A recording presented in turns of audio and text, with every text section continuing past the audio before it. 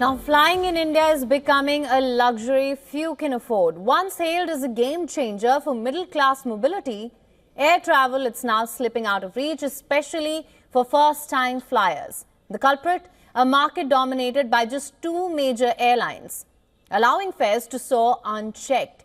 The dream of budget travel, it's fast fading.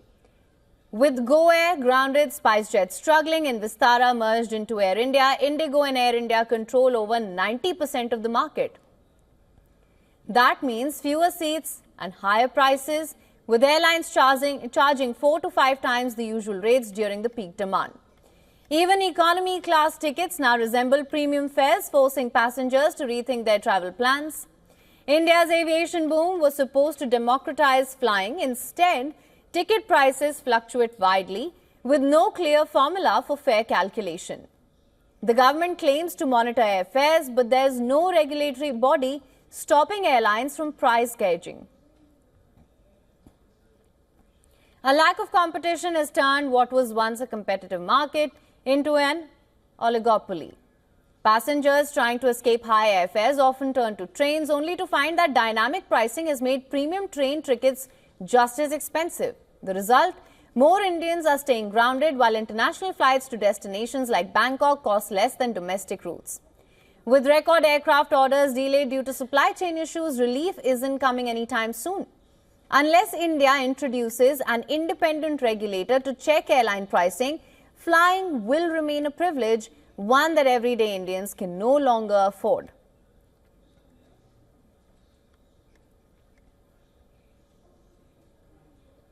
And for more on this, we're now being joined by Mithali Nikor, economist and founder of Nikor Associates, live from New Delhi. Thank you so much for joining us once again, Mithali. Always a pleasure to have you. Thank you. Thank you for having me.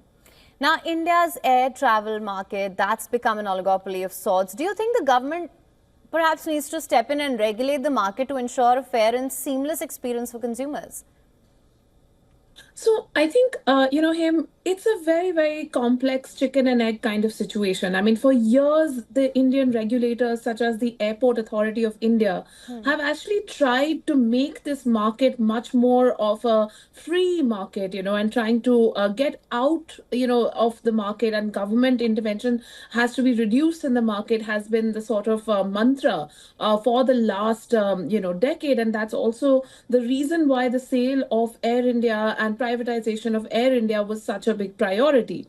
So now, the situation that the government finds itself in, firstly, was quite predictable, right? I mean, we knew that with the sale of Air India and with the merger of Vistara and Air India, there would be a reduction in competition in the market. So at that time, maybe the government could have stepped in, and the Competition Commission of India could have stepped in and stopped the merger between Vistara and Air India to keep them as separate airlines and, keep some semblance of competition alive. But since this was not done, now again to say that, should the government come in, and should prices be regulated, and should there be a formula, is again, I feel like it's going one step forward and two steps back. All right. So that being said, what kind of regulations do you think can be made to make air travel more affordable, especially for first-time flyers?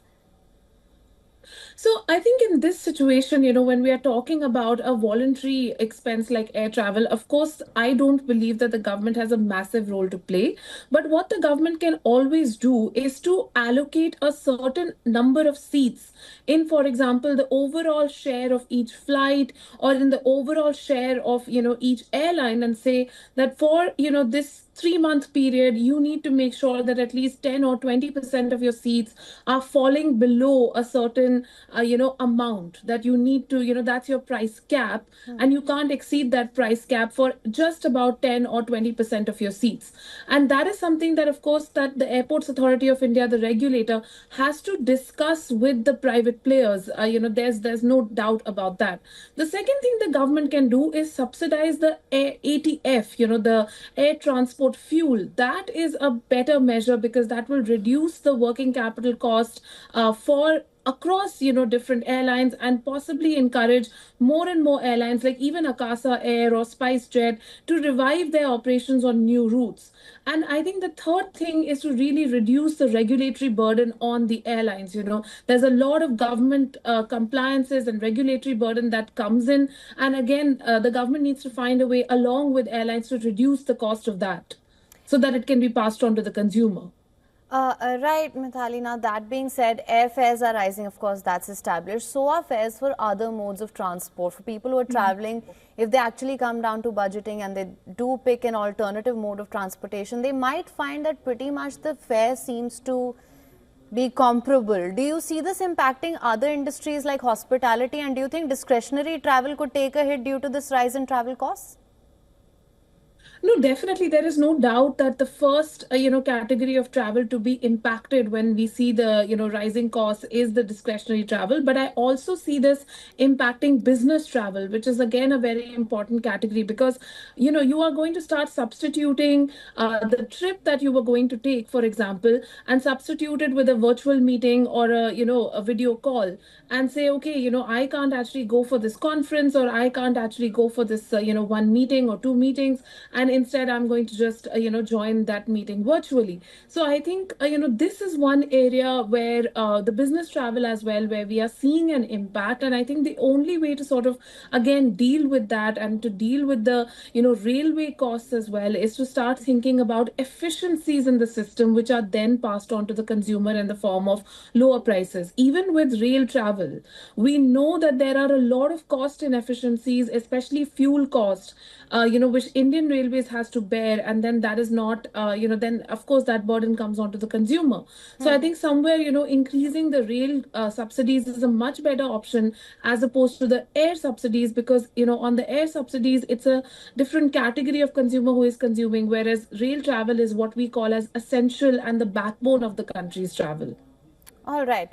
Well, Mithali, thank you so much for joining us on WION World is One with your insights on this.